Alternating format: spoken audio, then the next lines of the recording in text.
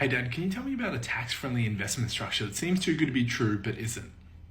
Sure, son. Well, your mother and I actually use an investment structure called an investment bond. This is actually one of our main investment structures that we utilize.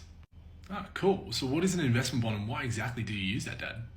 Well, I'm glad you asked, son. An investment bond is essentially just another investment structure that you can invest in here in Australia, no different than investing through your individual name, a superannuation, or a family trust. Yeah, okay, Dad, but why exactly are they too good to be true? Well, son, investment bonds get a preferential tax treatment here in Australia, and essentially investments within that investment bond are never going to be taxed at a greater rate than 30%. And actually, in most situations, the tax rate is actually a lot lower than 20% through the investment bond, which is very beneficial for both your mother and I, because we are in the highest tax bracket here in Australia, which is 47%, including the Medicare levy. That's pretty cool. What else do I need to know?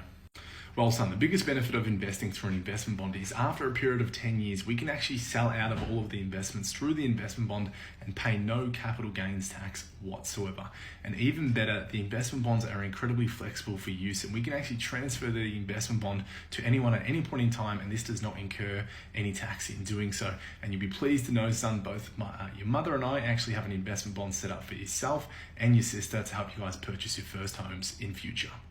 Well, so you're saying you can actually sell out of the investment bond tax-free after 10 years and provide me that money. That sounds too good to be true. What's the catch? Well, son, there is no catch. Investment bonds are just another investment structure that you can invest in here in Australia. You can invest according to your risk appetite. So typically, we're going to be investing more in a higher growth manner because we're investing for yourself and your sister for the long term. So most of those investments consist of shares, but you can also invest in a more conservative structure, such as bonds, if you don't want to be taking on as much risk. There is, however, something called the 125% contributions rule. Because an investment bond is a preferential tax environment, it is not unlimited in how much money you can get into the investment bond, other than in year one, where it is unlimited in how much you can contribute. In every year after year one, you can only put in up to 125% of what you put in the previous year. Well, Dad, what a great investment that sounds like. Well, son, you're not wrong, but investment bonds, you do need to understand, are certainly not going to be the right investment structure for everyone here in Australia. And if you ever want to actually understand if they are right for you, you are best to speak to a financial advisor.